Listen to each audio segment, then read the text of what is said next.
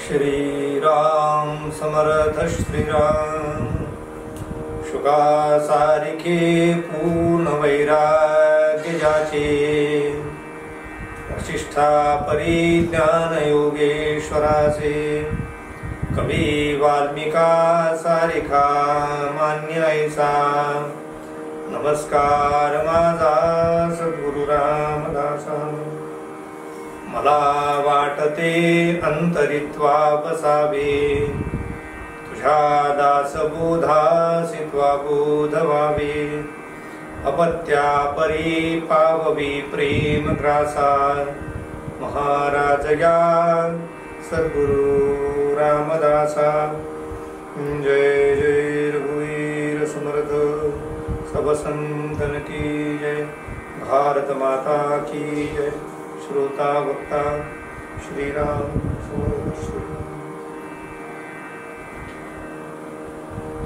उपस्थित सर्व आदरणीय साधक बंधू आणि भगिनींनो, दशक 11 समाज 10 ओवी क्रमांक 9 आणि 9 पुढील भाग आज आपण पाहणार आहोत. श्री समर्थांनी निस्पृह वर्तन कसं असते याचं वर्णन अतिशय सुंदर या समासामध्ये केलेलं आहे. श्री समर्थ म्हणतात आहे, त्यागी ओळखावे जन सर्व काळ नित्य नूतन लोक शोधून पाहती मन परिच्छा दिसेना श्रीराम जय जय रघुवीर समर्थ. त्यागी ओळखीचे जन, ओळखीच्या जनामध्ये महंत फार रंगत नाही, रमत नाही. कारण ओळखीच्या लोकांस महंती सांगू नये असं समर्थांचं वचन आहे. कारण ओळखीच्या लोकांना तुमची किंमत नसते. जे अति परिचयाचे असतात ते तुमच्या उणे दुणे काढण्याच्या मागे लागतात. समर्थांनी एका ठिकाणी फार सुंदर शब्द वापरलेला आहे, धाकुटा भाग्यासी लागला तरी तुच्छ करती तयाला. म्हणून ओळखीच्या लोकाला महंती सांगू नये. ओळखीच्या लोकांमध्ये जर आपण बोलायला लागलो तर तुमच्याबद्दलचा जो पूर्वग्रह आहे त्या पूर्वग्रहाला ते समोर ठेवून ऐकत असतात. म्हणून जे परिचयाचे नसतात त्यांची जास्त श्रद्धा बोलणाऱ्यावर असते, त्याची जास्त श्रद्धा त्या कर्त्या पुरुषावर असते. नदी जिथे उगम पावते त्याच ठिकाणी जर ती राहिली असती तर तिचं तेवढं पवित्र राहिलं नसतं. म्हणून ती उगमापासून निघते आणि सागराला जाऊन मिळते. जसजशी ती प्रवास करत जाते तसतसा तिचा विस्तार होत जातो, तिचं पात्र विस्तीर्ण होते, व्यापकता वाढते आणि तिची महती पण वाढते. साधू संतांचं सुद्धा तेच आहे. जिथे जन्मले तिथे ते राहिले नाहीत. समर्थांचा जन्म कुठे झाला? जामगावी. देह कुठे ठेवला? सज्जनगडी. संपूर्ण भारतभर प्रवास केला, एका ठिकाणी थांबले का? नाही. समर्थ नाही, कुठलेही संत एका ठिकाणी थांबलेले नाही. त्याप्रमाणे निस्पृह जो असतो तो सुद्धा ओळखीच्या लोकांचा पहिले त्याग करतो. म्हणून समर्थ म्हणतात ते त्यागी ओळखीचे जन सर्व काळ नित्य नूतन. नवीन नवीन लोकांची ओळखी झाली पाहिजे, नवीन नवीन लोक मिळाले पाहिजे. याचा त्याग करणे याचा अर्थ यांच्याशी जास्त संपर्क न ठेवणे. नवीन नवीन ओळखी वाढली पाहिजे, नवीन नवीन लोक जमा झाले पाहिजे. महंताचं, कार्यकर्त्याचं, नेत्याचं हे लक्षण आहे. नित्य नूतन त्यांच्या समोर आलं पाहिजे. भिक्षा सुद्धा समर्थ म्हणतात मागायची असेल तर ती त्याच घरी मागायची नाही जी काल मागितली होती. पहावी घरांची घरे. भिक्षा मिसे, भिक्षेच्या माध्यमातून घरे पाहता आली पाहिजे. घरांची घरे म्हणजे माणसं ओळखता आली पाहिजे, लोकांचा परिचय झाला पाहिजे, त्यांचं सुखदुःख जाणून घेता आलं पाहिजे, सगळ्यांना मदत करता आली पाहिजे. निस्पृहाचं लक्षण तरी काय आहे? निस्पृहाचा एक कोणी नसतो, निस्पृहाचे सगळे असतात. हे विश्वची माझे घर असं म्हणण्याचं सामर्थ्य केवळ फक्त निस्पृह पुरुष करू शकतो. जो स्पृह आहे, त्याला इच्छा आहे, त्याला कामना आहे, ज्याला ममता आहे, माया आहे, त्याचं क्षेत्रच मर्यादित असते. म्हणून समर्थ म्हणतात लोक शोधून पाहती मन परी इच्छा दिसेना. लोक शोधतात त्याचं मन काय. काही काही लोक मनकवडे असतात, दुसऱ्याचं मन जाणतात, पण अशा प्रकारे महापुरुषाचं मन ओळखणं सोपं नाहीये. कारण ते आता एक वागतील, उद्या दुसरं वागतील, त्यांच्या मनाचा ठाव कोणी घेऊच शकत नाही.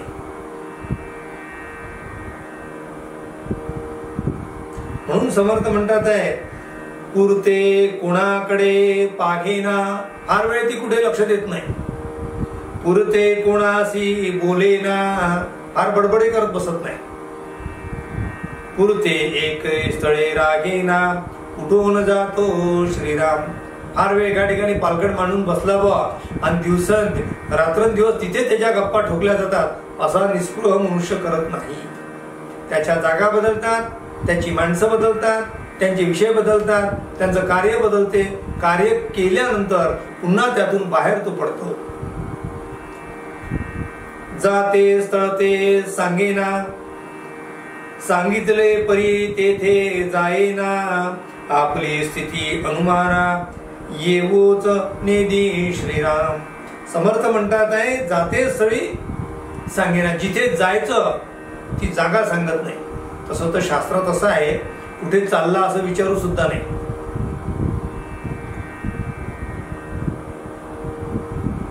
कुठे जातोस म्हणून असं कधी कोणाला विचारू नये. हा सांगत पण नाही. आणि जिथे सांगितलं तिथे जाते नाही. कारण हे सगळं लक्षण निस्पृहाच आहे. कारण त्याच्या समोर कुठली स्पृहा नसल्यामुळे, इच्छा नसल्यामुळे, कामना नसल्यामुळे त्याला हे विश्वच घर वाटते. तो कुठेही जाऊ शकतो, कोणाशी बोलू शकतो, कुठेही थांबू शकतो. सांगितलं ते करेलच असंही सांगता येत नाही. कारण करण्यासाठी त्याची इच्छा स्वतःची काही असली पाहिजे. समर्थ पुढे म्हणतात लोकी केले ते चुकवी, लोकी भाविले ते उलथवी, लोकी तर्किले ते दावी, निर्फळ करुणी श्रीराम. निस्पृहाचं अजून एक लक्षण आहे. जे सामान्य माणसाला आवडते ते निस्पृहाला नावडते. सामान्य माणसाला घर, संसार, पैसा, लत्ता, अडका हे आवडतं. निस्पृहाला नेमकं ते आवडत नाही.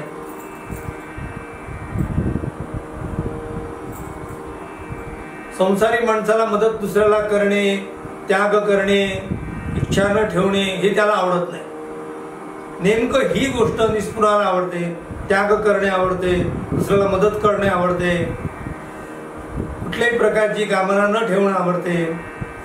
म्हणून समर्थ म्हणतात लौकिक केले ते चुकवी. लोकांनी जे आतापर्यंत करत आले आहे ते नेहमी चुकवण्याचं काम निस्पृह पुरुष करतो. कधी निस्पृह पुरुषाने आपल्याकडे फार मोठी संपत्ती जमा करून ठेवली असेल असं होऊ शकत नाही. जर त्याच्याकडे भाग्याने जर प्राप्त झाली असेल तरी सुद्धा त्याचा तो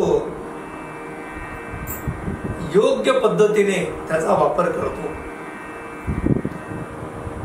जोडून या धन उत्तम व्यवहारे, उदास विचारे वेच करी. सन्मार्गाने प्राप्त झालेला तो स्वीकारतो आणि प्राप्त झालेला सुद्धा माझा म्हणत नाही, तर ते हे जनते सुखाय जनते हिताय अशा प्रकारे त्यांचं कार्य असते. म्हणून समर्थ पुढे म्हणतात आहे, लोकी भाविले ते उलथवी. उलथवणे याचा अर्थ असा पलटी मारणे. उलथवले याचा अर्थ ते सोडून दुसरं करणे. लोकांना जे भावलं ते तो सांगतो हे करू नका. साधी गोष्ट आहे. जे डोळ्यांना चांगलं वाटते ते आपल्या आरोग्याला वाईट आहे.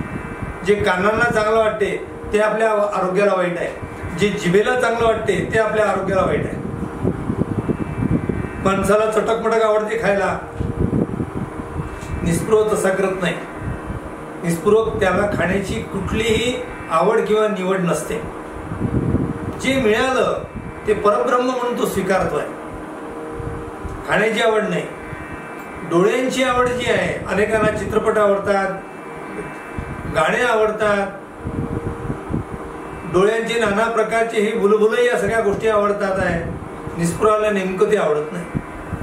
टीव्ही समोर 10 तास बसणं निस्पृहाला आवडणार नाही. 2 तास 4 तास मोबाईल घेऊन खेळत बसणं निस्पृहाला आवडणार नाही. जे लोकांना आवडते त्याचा नेमका त्याग निस्पृह करतो. निस्पृहाची प्रगती काय होते याचं कारणच आहे की त्याचा ध्यासच मात्र या लौकिक गोष्टीमध्ये अडकलेला नसतो. लौकिकात जो अडकेल त्याला पारलौकिक प्राप्त होणार नाही. जो भोवऱ्यात सापडेल त्याला पलीकडचा काठ सापडणार नाही. नदीमध्ये भोवरे असतात, उडी मारतो पोहणारा, पलीकडे जाऊच शकत नाही, कारण तो भोवरा गोलगोल असतो फिरत, आणि या पोहणाऱ्याला पुढे जाण्यासाठी तो मज्जाव करतो. जो कमी शक्तिशाली आहे तो त्यात अडकून जातो, पुढे जाण्याची त्याच्यात सामर्थ्य नसते. पण बलवान असतो तो भोवऱ्याला तोडतो आणि पलीकडचे काठ गाठतो. तसं या संसार रूपी असलेल्या सागरामध्ये अशा प्रकारचे हे माया, मोह, ममता याचे जे भोवरे आहेत याच्यात सामान्य मनुष्य अडकून जातो, पण निस्पृह मात्र तो त्यातून तरून जातो. म्हणून समर्थ म्हणतात, लोकांना जे आवडलं ते नेमकं निस्पृहाला आवडत नाही. लोकांना जे भावलं त्या गोष्टी तो सांगतो हे करू नका. पुढे ते म्हणतात, लोकी जे तर्किले ते दावे निर्फळ कळून.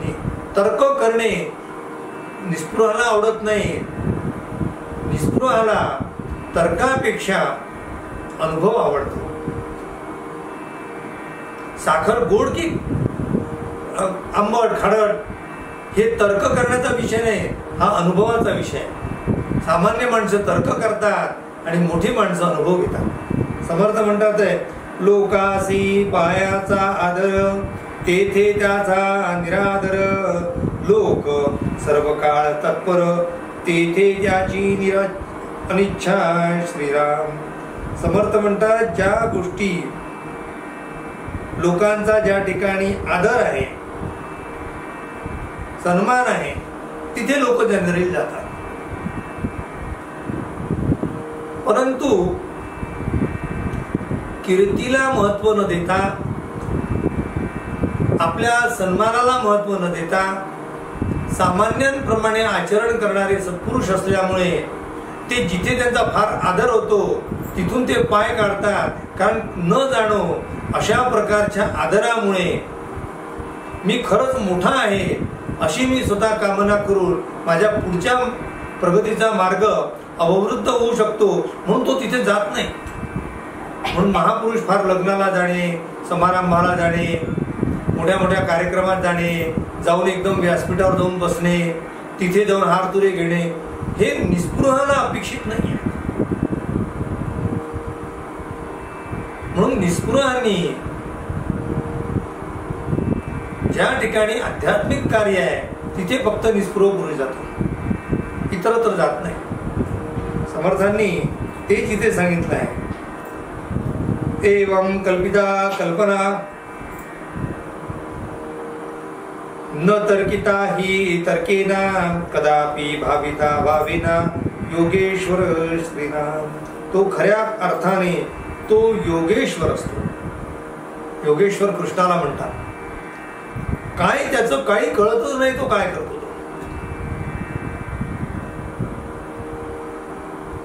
म्हणजे त्याच्या कल्पनेच्याही आपल्या कल्पनेच्याही बाहेर त्याची कृती असते. आपल्या तर्काच्याही पलीकडे त्यांचा तर्क असतो आणि अशा प्रकारे तो योगेश्वर ठरतो. समर्थ पुढे म्हणतात, ऐसे अंतर सापडेना शरीर ठाई पडेना क्षण एक विसंबेना कथा कीर्तन श्रीराम. जय जय रघुवीर समर्थ. इथे माझ्या मनात सहज आलं, कथा आणि कीर्तन ज्या ठिकाणी असतात तिथे सामान्यतः सगळे संत सज्जन साधू निष्प्रभ पुरुष तिथे जाऊन आनंद घेतात. मग इथे समर्थ म्हणतात विसंबेना कथा कीर्तन. कथा कीर्तन क्षणैक विसंबेना म्हणजे कथा कीर्तन निष्प्रभ पुरुष जात नाही का, असा अर्थ घ्यायचा का? असा अर्थ घ्यायचा नाही. तो विसंबेना या शब्दाचा अर्थ तो विसरत नाही. कथा कीर्तनाला जाणं विसरत नाही. 7 दिवसाचा उत्सव असतो. आता मी अनेक आयुष्यभर तेच काम करत आलो आहे. म्हणजे आज गेल्या 25 वर्षापासून कार्यक्रमाचं आयोजन करणे, प्रवचन करणे, कोणाचे आयोजन करणे, प्रवचनाचं कीर्तनाचं आयोजन करणे, लोकांना हात धरून प्रार्थना करणे, व कार्यक्रमाला येत जा, चांगला असतो, आनंद मिळेल, तुमच्यासारख्यामुळे सभेची शोभा वाढते. सगळ्या प्रकारचे नाना प्रकारचे उपचार आणि नाना प्रकारचे वाक्य वापरून मी लोकांना आमंत्रित नेहमीच करतो. अर्थात ते त्यांना करायलाही पाहिजे, आपलं कर्तव्य आहे. पण काही लोक पहिल्या दिवशी येतात, पुढे 2 दिवस येतच नाही, तिसऱ्या दिवशी येतात, शेवटच्या दिवशी येतात. म्हणजे 7 दिवसापैकी 3 दिवस येतात, मधल्या 2-2 दिवसाचा गॅप देतात. त्यांना विचारलं का काल दिसले नाही तुम्ही, परवा दिसले नाही. अहो काय सांगू, घरी काम होतं. काय झालं होतं? अहो पाहुणे आले होते आमच्याकडे. साधी गोष्ट आहे, पाहुणे जर आले होते तर पाहुण्यांना प्रार्थना करायची की उत्तम कीर्तन आहे, आपल्याला जेवणाच्या वेळेस जेवण मिळणार आहे, आपण घरी येऊन 9 वाजता जेवण करणार आहे, कीर्तन 8 वाजेपर्यंत आहे, 6 ते 8 कीर्तन ऐकू आपण छान, आणि मग घरी येऊन गप्पा मारू, जेवण करू.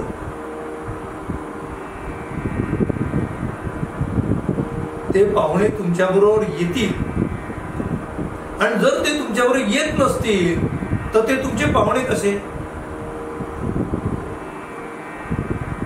ते तुमचे सोयरे कसे?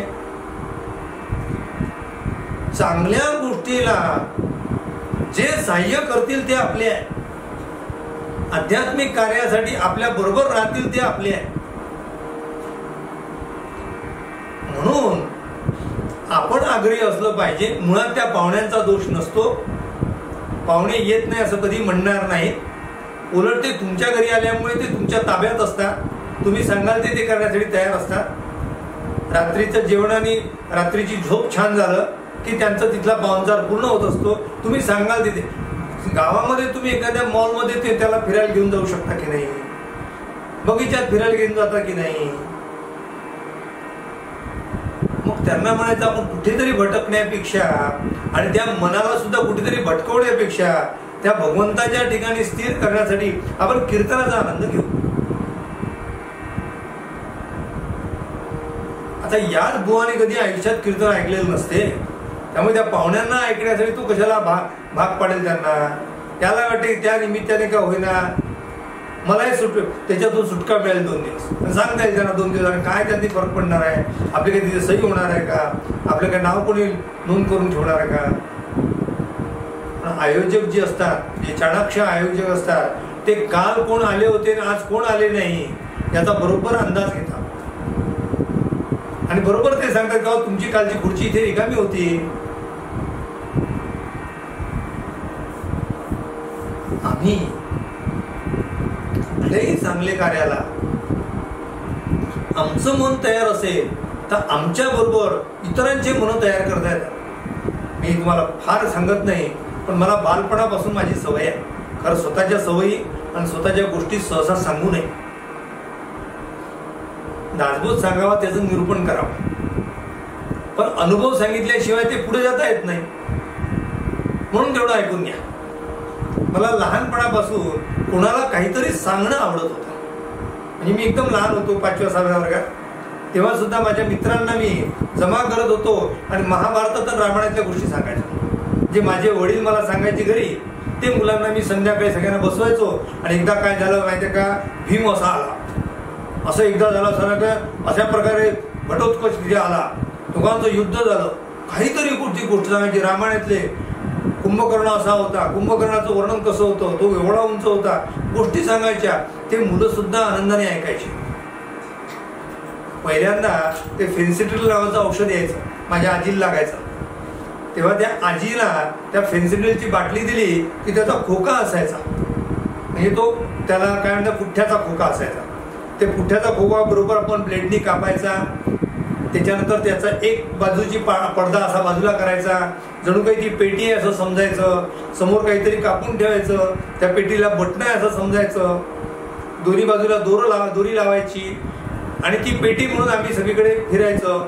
मग भजनासाठी टाळ लागतात बा, तर चांगले चपटे अशा प्रकारच्या चिप मिळाल्या किंवा एखाद्या टिनाची काही मिळालं तर आम्ही ती मिळालं तर आम्ही भजन करायचं बा.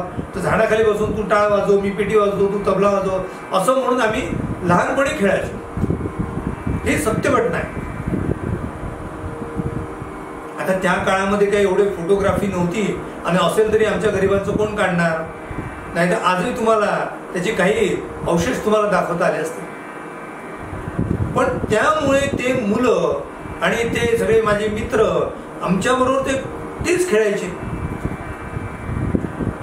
पुढे थोडा मोठा झालो, मग व्यायाम करायला लागलो, त्याच्यात मुलं तसे करू लागले. आम्ही कसे आहोत, आमच्या बरोबर आपला जो समुदाय आहे तो आपण ठरवला पाहिजे कसा वाढवला पाहिजे. आम्ही सत्वगुणी आहोत, तर सत्वगुणाचा संचय करणं आमचं काम आहे. कोणी रजगुणी असेल, थोडा तमोगुणी असेल, तर तुमच्या सामर्थ्याने त्याचा रजगुण आणि तमोगुण थोडा हलका झाला पाहिजे. रागीट माणूस शांत झाला तर खरे तुम्ही शांत आहात. त्या रागीट माणसामुळे शांत म्हणून जर गरम झाला तर तो शांत नाही, तो फक्त दिसणारा शांत आहे, मुळात तो शांत नाही. म्हणून आमची इच्छा असली पाहिजे. मग आखाड्यामध्ये भरपूर मित्र जमवले, तिथे कुस्त्या खेळलो, तिथे छान आनंद मिळवला. पुढे अजून मोठा झालो, मग कीर्तनामध्ये रमलो. मग मीच नाही तर माझी बहीण कीर्तन करते, माझे मुलं कीर्तन करतात, माझी पत्नी कीर्तन करते, माझ्या बहिणी कीर्तन करतात, आजूबाजूचे शेजारी कीर्तन करतात, सगळे कीर्तनाला येऊन बसतात. एक नाही आता 25 कीर्तनकार इथे तयार झाले. आज याचं, उद्या त्याचं, परवा त्याचं, असं सगळेजण झाले. आज आम्ही एखादा व्हॉट्सअपला जरी आम्ही एकमेकाला मेसेज टाकायचा असेल तर एखादा श्लोक टाकतो, त्याचा अर्थ तुला कसा वाटतो, तुला विचारतो, त्याचा अर्थ तू मला सांग. सगळ्यांचे अर्थ आम्ही सगळे मिळून वाचतो. काय आनंद आहे, माझा आनंद मी मिळवेल ना. म्हणून माझ्या प्रगतीसाठी मी दक्ष असेल तर जे दक्ष आहेत ते लोक तुमच्या बरोबर राहतातच, आणि जे दक्ष नाही आहे त्यांना सुद्धा तुमच्यामुळे दक्ष करता येऊ शकते. आमचे दादा सुद्धा हेच आम्हाला शिकवत होते. म्हणून इथे समर्थ म्हणतात आहे की अशा प्रकारे ऐसे अंतर सापडेना, शरीर ठाई पडेना, एक क्षण विसमेना, कथा कीर्तन श्रीराम. कीर्तनाशिवाय राहत नाही. परमपूज्य सुनील दादांनी मला सांगितलं होतं, परमपूज्य वरदानंद भारती महाराजांचं कीर्तन ऐकत नाही असा एकही दिवस गेला नाही पाहिजे.